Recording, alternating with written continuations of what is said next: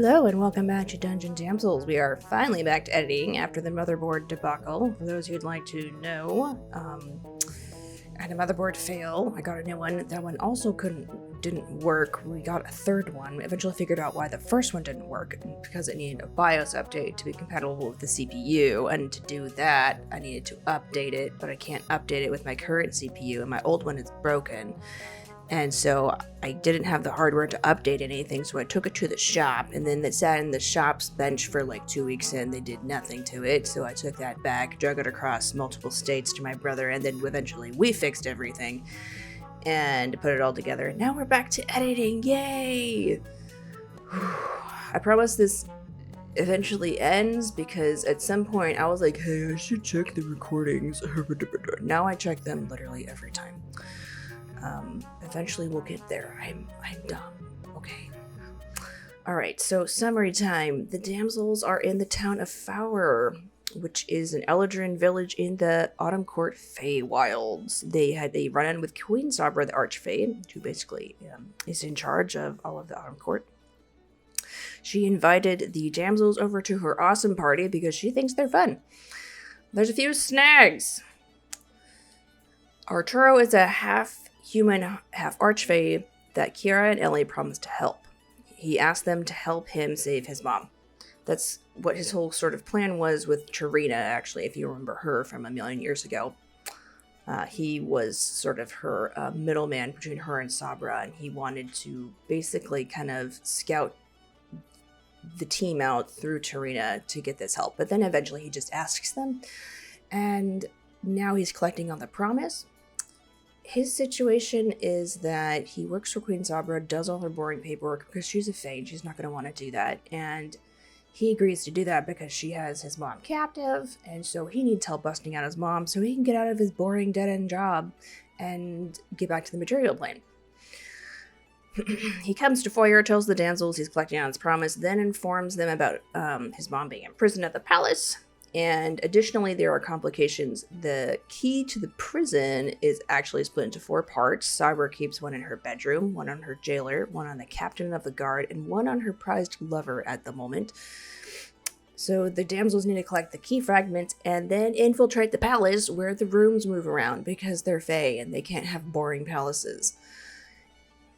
The other complication is that the damsels, the 4 of them were invited, but not their friends. Actually, technically, Erevan was also invited. So, but they still have 4 other people that additionally need to come on the trip back to the material plane, which Arturo said he could do if they freed his mom. So, the big goal is to free his mom so that all 9 of them and their companions could go with Arturo and his mom. So that's like an 11-person party can return to the material plane. That is the goal. But of course there are complications of how we're going to get the key and how we're going to sneak in our friends. So this is the next part where Luna, Kiara, and Kayanthe are deliberating on how to go about getting the keys and bringing their friends with them. And I'm not sure if I mentioned this, but we don't have the dialogue or audio for me or Michael. So we're just going to do summaries and then highlights of the other 3. And then hopefully we'll have a pretty good product at the end of everything. Oh, yes. I forgot to mention, they just woke up. They spent the night in Fower at one of the local inns. And they wake up to breakfast. And they haven't eaten food in like a decent meal in like several days. So it's this awesome spread of fruits and freshly baked tarts and these honeyed crepes, just the scent of fried potatoes and roasted tomatoes and nuts and steaming hot fresh bread from the oven, and there's little small plates of meats and sausages and kind of like bacon, things like that, because most of the residents at this town don't actually eat meat, but some do. So they have this really great smelling food. And Luna's there thinking, is this safe to eat? And the answer is no, it's not. Yeah, guys, if we eat the Fae food, it's going to make it really hard to leave. I don't want that to happen. You don't want that to happen. Let's... Kiara thinks about it. Well, can we take any for the road? Is curious. Yeah, does it lose its powers if you have it after you're gone? Or does it just disappear? Well, you can pack the croissants for later when we get back home. See if they're still there. What if like pushed it down? Like nope. Kiara just holds out the bag, like it just goes into screen. There's a bag, just put it in there. For the road. They're curious. And it's at this point that Arturo comes over and starts telling them about what needs to be done. And he says, well, you might want to write this down because it's a lot. It's a moment to just like look around, and then she starts patting Aravan. Write it down.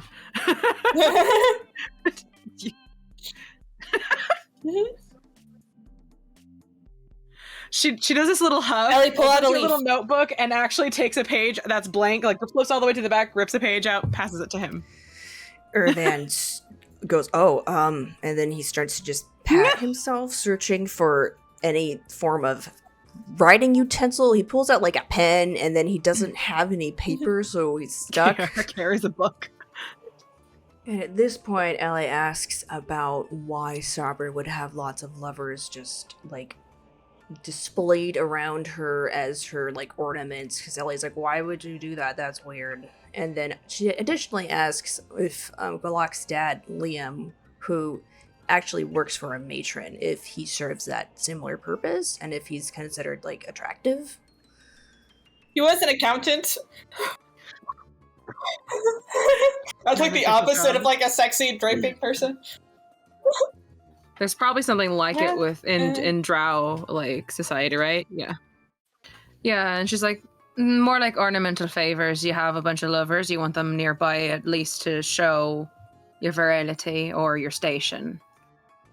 It's kind of like sits there, tries to think of a human equivalent, stares at Luna. Like keeping To do to me? Yes, Kiara's looking at you as if to try and figure out a human reference, because it's like, oh, I went to that one place where a lot of your people were. Anything similar? Having a lot of such a shiny things near you because you're rich. There you go. Yeah. Best she could come up with. So should we split up perhaps to figure out who gets which key? Go and try and grab it? What sort of plans do we have? Because I definitely see Ellie coming in clutch here. Especially since she can fly now. Flying is always wonderful. You can be a goose and just like grab the keys off people's belts. Everyone's afraid of geese, no matter what plane you're in. They're afraid of geese. It's from the Unmother Goose Tales. It wasn't. I don't think so. Greta Gosling, the unmother. She is just a goose. I don't know if we'll be able to. What if Ellie, gets caught and we have to figure out something else along the way? So maybe we should figure out if one of us could take care of one of the keys each, so that we're not just one plan. And if we have any other abilities or ideas for those specific people that we have to find the keys on, that feels important. I've been studying a different spell, and I found one that is able to, in a certain area, I'll be able to either hold or repel a fae. And so I'm not sure if that even could be useful along the way. I'm sure it would be. Just a matter maybe that's something we can use as well. I'm not sure. Yeah. I actually have a similar ability, though I feel like it would call attention to us, so I want to wait until it's like the last resort. Requirement. Otherwise, perhaps just pass without a trace, or just, if there's any other ways that we could figure things out. We have a list of who would possibly have the keys. Is there any other way we can figure out how to divvy it up? It is then suggested that they use Nualia to infiltrate Queen Starbright's chambers and, well, first the castle, find the chambers, and then collect the key fragment. And Ellie asks about her pickpocketing and lockpicking, and I didn't know off the top of my head, so I had to look it up. We'd have, like, one person needs to sneak into, or at least we need someone to sneak into her room. How good are you with pickpocketing? Probably. Plot twist is the one thing she's not good at. She can lockpick, just not the sneaking. I'm good at the stabbing, not so good at the picking. Turns out Nualia is quite good at all of those things, and it is then suggested that Luna take on one of the courtesans. I think I could do that. I'm not very good at being sneaky. You give can one of my mom's socialize edibles? about dancing. I can try. Kiara is then asked who she would like to take on. Might want to do captain of the guard and the jailer around the last bit. Those require Kiara sitting there might require more force. Kiara, I've accepted this. It is then whimsically suggested that all 3 druids turn into geese because, there's nothing friendlier than a band of geese. You can do the reenacting. Yes, you can. Make it a distraction type thing where it's like Greta Gosling, the unmother tales of Unmother Goose. The one where she terrorizes children. It's terrifying. Well, you guys ever read the stories? Theron says, I love that series.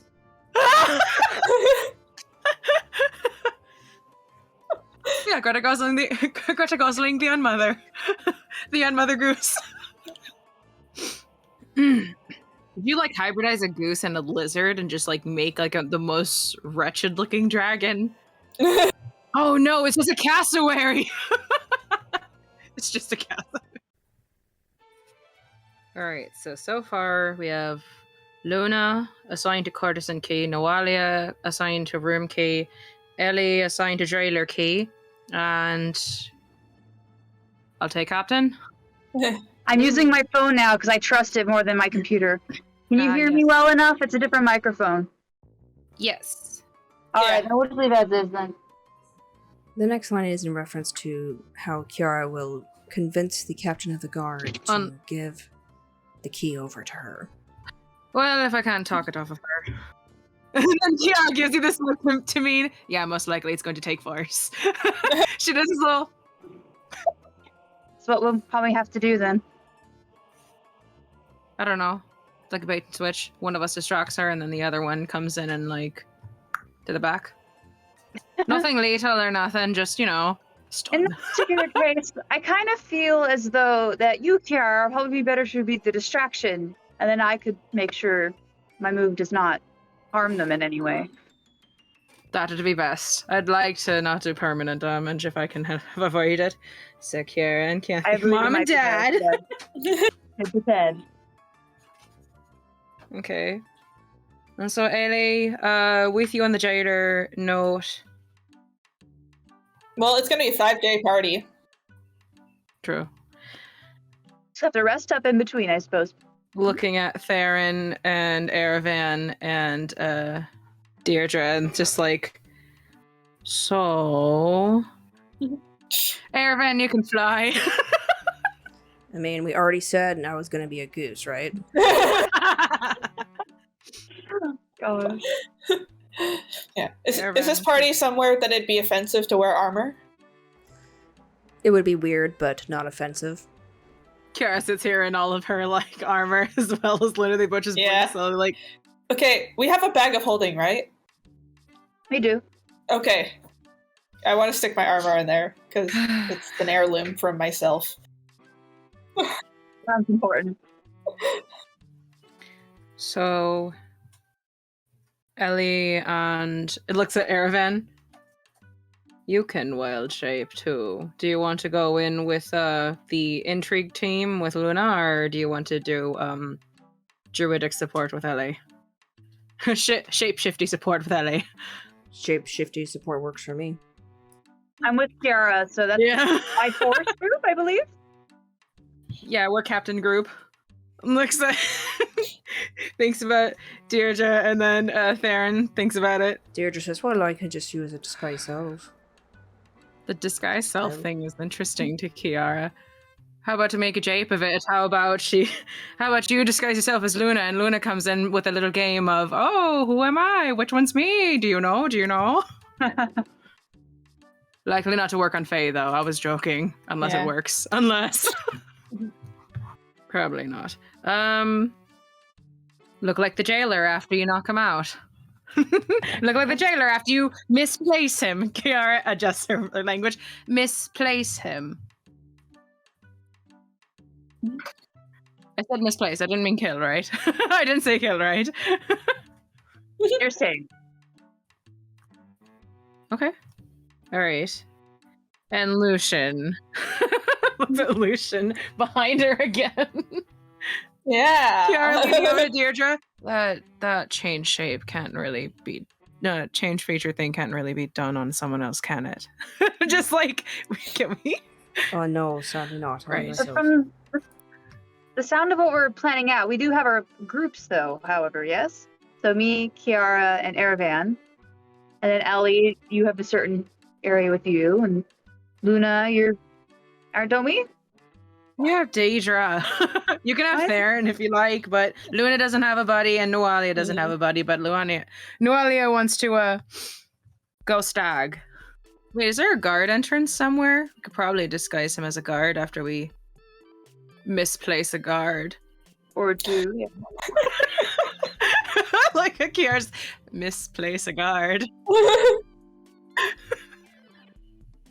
Can't use a bag of holding on a person. Can't use a bag of holding on a person. Kiara, like, she just has a little flashback to when, like, the matrons were telling her, you do not put people in things of holding. It will be lethal. They cannot breathe. It doesn't work that way. Don't try, not even once, not even as a joke. I'm looking at you, Travis! Fine. And then she just zips back into her regular... I don't think that's gonna work. Maybe disguise someone as a server. I mean, as a chef, that might work. Or caterer. But yeah, servant's entrance sounds good. You would just... Servant's entrance... Meet up with... Oh! Could that be our exit? Oh? Yeah. If we misplace some more guards or some servants along the way. Misplace them gently. Kiara's still looking at Noah. If you run around quickly, you'll look like you're doing something. Right. Like someone tries, like, seems to call you out. Can't talk right now, bye. Can't talk! Hors d'oeuvres, bye! Oh, God. So many hors d'oeuvres. Oh, these hors d'oeuvres.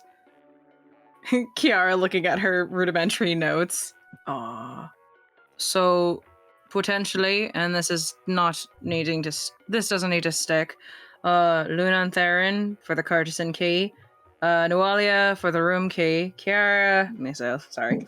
Me, Keanthe, and Erevan for captain key. And Ellie and Deirdre for jailer key. Okay. Because, like, guard goes. if I have, like, a small animal with me, it's, like, it could be easier to have him take the key while I'm keeping the person outside. Yeah, Yeah. Theron, what's your sleight of hand like? Yeah. Theron, how you good at you at swiping things? How's your pickpocketing? Swipe or no swiping. Wait, no, yes, swiping. Wait, but you're a goose. It doesn't matter. You don't need manners. You don't need morals. You don't need manners or morals. The unmother Greta Gosling doesn't require morals.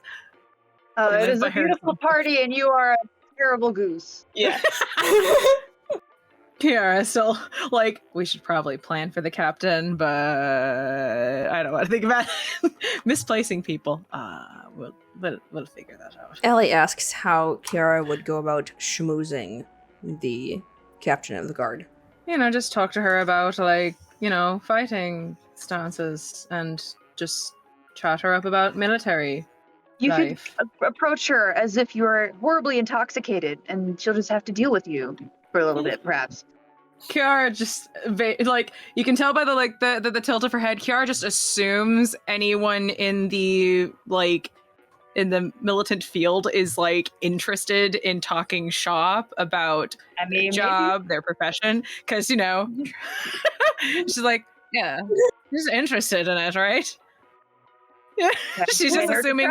Oh yeah, it's a distraction thing. Well, everyone enjoys drills. It's invigorating, especially at like. Right when you've only had just barely enough sleep, and then all the adrenaline finally kicks into your body, and you have no choice but to move. Otherwise, it's just. She pauses. I see I'm alone here. I see I'm alone here. Well, we're all our friends. Jocks. You could very much approach the captain and be like, you need to teach me all about the Fae ways, or Perhaps. I'm not. Hey, fighting styles, I challenge you. You can challenge me, and then I finish the job. Perhaps.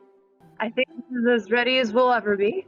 And we've always been very talented with improvisation, so I believe it should work well. So we shouldn't have planned in the first place. But... Well, it makes me feel a little better, I will say. Okay, now next up, Arturo teleports the party to like a block away from the palace, and then he flies over to where he's supposed to be because he helps run the whole place.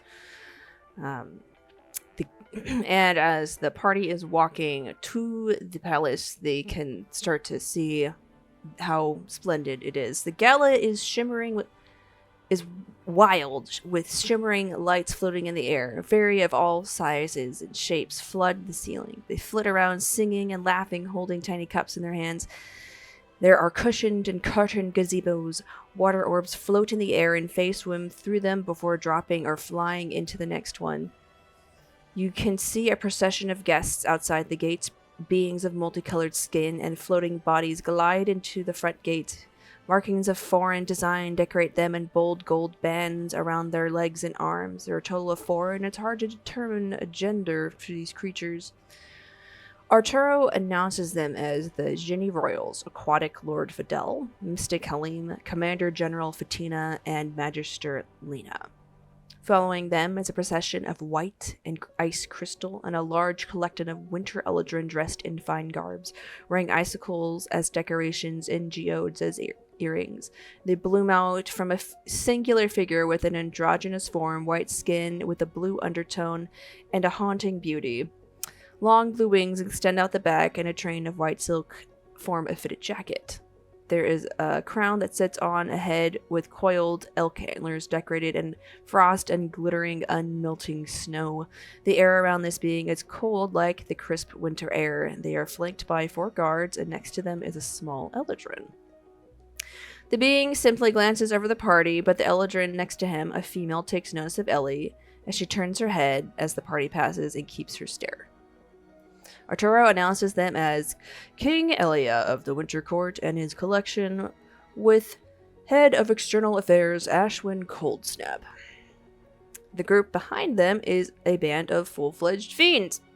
Their red skin and leather wings are wrapped in metal and draped in a minimal scaled clothing. One has the body of a snake and 6 arms. Tattoos cover their bodies, and thin veils cover the faces of the females with intermingling chained jewelry that sweeps across the expanse of their horns. One is missing part of her lower arm, another is missing his eye. Despite the luxurious clothing, violence is evidently part of their life. You examine them and determine that there's probably three collectively, 2 female and 1 male, at least in body or biologically. Arturo announces General Luxorist, Agent Delextia, and Agent Haringorn of King Ardenegno's court. They erupt into a battle of screaming and a display of strength, and then after the Fae have been properly scared of it, they go about their business and straight to the food, honestly. Lastly, behind them, the fiends, is an eclectic group, kind of a strange party. A drow male with short black hair and a shining individual next to him. He glows. That's what you got. He looks humanoid, but he's shining. Next to them is a group of arcane elves, 2 male and 1 female. The shining person with flowing long blonde hair and a circlet floating above him. Both are dressed finely and have male bodies. The blonde is garbed in a loose robe of white that covers one shoulder. The drow is dressed in a black and purple fitted tunic. The arcane elves are gorgeously dressed. The tallest is a slim male with a circlet around his head and black hair. And the left is a short, stocky male with a decorative breastplate, a square jawline, and a unique sword. On his right is a female with white streaking her jet black hair, and she wears robes decorated with stars. But not in an obnoxious way, in like a nice way.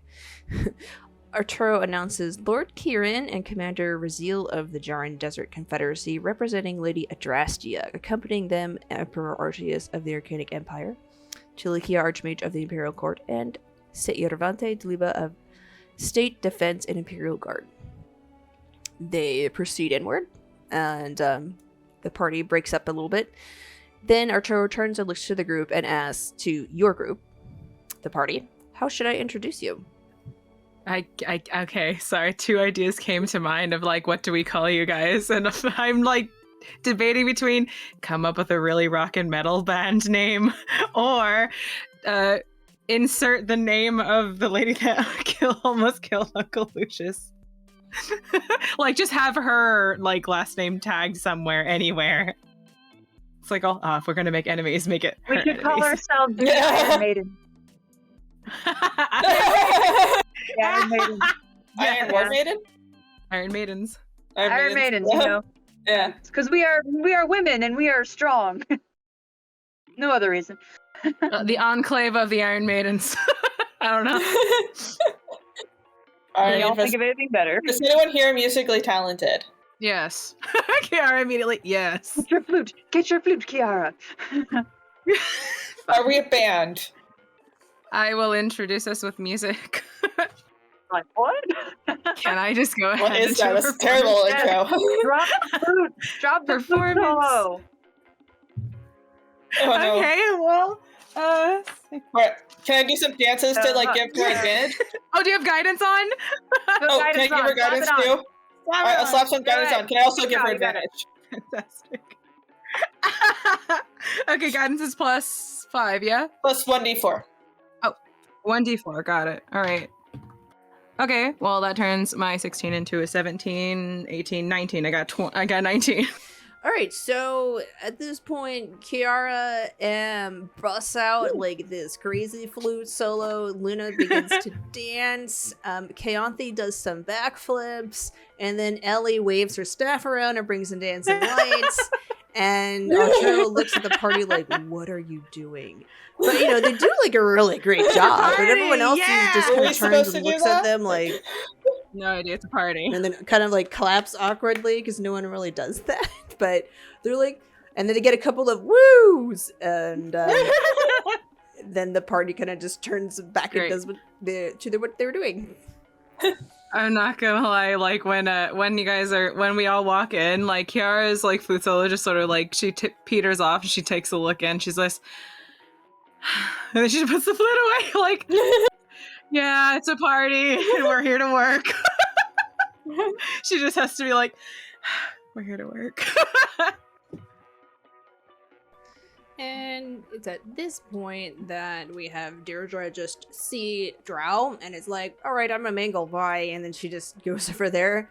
The Lord Kieran caught her attention because he's obviously a mage, and so she wants to go talk shop. And next up we have your gaggle of geese, and we forgot entirely about Lucian, but I believe he and Deirdre, I just didn't make it a problem. They just snuck him in. It's fine. And now they're discussing how to split up and search for clues. But Ellie sees something and begins to immediately march off after it in her big poofy green dress. Is Theron a pet squirrel or a pet goose at this point? He's a pet squirrel, right? I'll leave that to Luna. Luna's your companion goose, squirrel, squoose. Squirrel. Squoose, yes. Squoose or gwirl? Oh, it's a gwirl. Girl. Alright, and here is when there's dancing and partying, and Ellie is going around curtsing to everyone and saying hello, and the party eventually spots her. The other, I believe Aravan actually shifts into his humanoid form at this point, but Theron stays as like a goose or a squirrel. I think he stays a goose. And the party notices that Ashwin Coldsnap, the Eldrin, the Winter Eldrin from the Winter Court, has been watching Ellie with wide eyes. Does she have a crush on Ellie? Oh, no. Oh wait, yeah. Back at the farm. Where's Ellie? Where'd she go? So where's Ellie and the squirrel? Anyone? Kiara? She's wearing a longer dress right now, so she like moves her skirts for a second. We've misplaced part of our team. It's like, oh, we can't misplace Ellie. We are here to misplace other things. Walking into the courtyard of the palace is mesmerizing. You see pixies of various flutter across the sky. The setting sun bathes the scene in an orange glow. The scent of fine wines and perfumed gardens waft about. There's a central viewing pool with leaves that are round and flat, and on top of and they float on top of the water and produce purple and orange flowers. Carpets and pillows made of silk and fine fabrics are placed around the courtyard. You can see groups of fae eating, drinking, and singing. A group of seals swims in the pools and jumps out into the forms of maidens holding fur skins. And a being with one head and one leg, that's it, hops by. Excuse me, I'm just getting to the snack table. The Ginny royals float over to a canopied tent to begin to lounge, while fairy servants and a few fall eldrin as well serve them. One goes over and starts to talk to the women in the fur coats, while two lie down, and the fourth goes to Sabra. There is a pig roasting, and the fiends march over to it with haste. The fae almost immediately scatter as the band of metal-clad demons storm over. The male demon pulls the pig straight off the spit and begins to gnaw. One of the females growls and bares her teeth. "This is a party, Lux. Have manners." "The fae don't care," he says with a grin.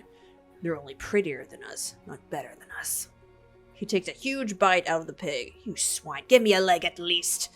The third one sits rigidly on the pillow and observes. Her body is almost seemingly made of entirely of metal. She seems to be made of metal, right down to the strands of hair. The music stops and everyone turns towards Sabra on her splendid pavilion at the end of the courtyard. There's like a courtyard and then a staircase and a secondary courtyard with her pavilion, and then behind that is the actual palace, and you can go up the stairs to the grand hall. "Welcome to the party. It's a party for, well, who needs a reason?" The crowd cheers. "You know I hate rules, but I gotta have some here. You're here to have fun, not to fight. I'm tired of cleaning up all the blood on the floor, so grab a drink, grab a friend, grab an enemy. We're all here for a good time. Tonight we're gonna have trials by popular request, and we're gonna start with the trial of fire." The crowd roars, cool. "Yeah!" Then we'll go inside for the trial of the dance, and after that we'll finish up with the trial of the song and dance, a new one I thought of. Oh yeah, so the third trial is the trial of song and dance, as opposed to the second trial just being the trial of dance. And the crowd roars, "Yeah!" Then we'll go inside, and the cheers crowd. If you become the crowd favorite, you can pick from the treasure pile. And then she does the little dance on her like literal pile of gems, and shouts off with a big glass in her hand, saying, "Pull out the shots!" PSA, don't do this in real life. You could actually die. So the trial of fire springs into action. Everyone is brought a drink. Your team is next to a large demon. One of the ones who came in. He scoops up the cup and nods at your party as he kicks back a swig. Two men, the golden guy, introduces General Razil, stunning in nothing but a simple leather skirt and then draped over with a fine white linen. He looks really great. He's in like really good shape. Like gladiator shape. Pulling a drink off a floating trail and handing him out. The arcane elf with him is notably shorter, but by no means not as strong. His breastplate is artfully designed. You saw him earlier, both functional and beautiful. The crest of the phoenix rests on his shoulder, and you're next to Cervante Dliba, the Imperial Guard, who was introduced earlier. "Hey, grab me an Inferno Raz." The golden man smirks and reaches for another. Starting to slow down, Vante. I gotta stay somewhat alive. Already can fend for himself, but I don't want to embarrass him. The man in Raz looks at you. He has a lot of howl energy, if you're familiar with Ghibli's Howl's Moving Castle. "Do you want me to get you one?" And at this point, you decide who the competitors are going to be in this drinking contest. And there are 4 drinks. They are pepper drinks. So that's where the trial of fire comes from. And the stronger they are, the stronger or scallion scale they are, the higher DC of the Constitution saving throw. I'll go. Saving throw are we using? You said it's con, right? I'll go. Strength or con? Wait, con? Is this going to affect our ability to leave? It will not affect your ability to leave. I mean, like, that would have been Kiara's question, like, wait, so if they're going drinking, they're not going to go home, or are they allowed to drink here because they made the drinks that they can go home? Okay. I'll do this. I got the amulet of health. I can do this. We will watch. We will Kiara watch. does not, but Kiara wants to drink. County will be the designated driver. Yes, Okay. prestidigitation when we get sloppy. That's what she's meant to be. All right, now this is where we begin the mini game. So the objective of this is to consume the pepper drinks, and each drink has a number of points assigned to it. The higher the points, the harder it is to save against it. And the objective is to reach 20 points without falling unconscious or throwing up. And depending on which you could choose, the number of points you make for the saving throw. So every time you fail, you may take a penalty. And the first fail is you get -2 to saving throws. And the second, -2 to saving throws, disadvantage on saving throws, and the poison condition. And then third fail, you are unconscious or you throw up. You could choose. And the team basically goes toe-to-toe with Raziel and Cervantes Deliba, who are the two men from before, and have a good time competing against them. I want to start with I'll start with Inferno. What was the fourth drink? That's Draker, DC 20.